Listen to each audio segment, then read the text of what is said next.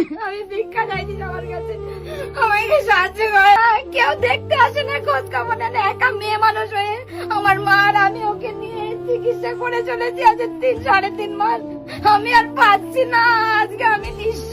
তাই আপনাদের কাছে আমি হাত পাচ্ছি, দয়া করে আমার হাতে কিছু দিন। আপনারা যদি 5টা টাকা দেন আমি মনে করবো আপনারা আমার কাছে ভগবান। দয়া করে আমার স্বামীকে বাঁচান, আমি নালে কি করে কি নিয়ে বাঁচবো। আমি কি এই দিদিটা বলছে নাকি কেউ আমাকে সাহায্য করতে আসে না, খোঁজ খবর নেয় না।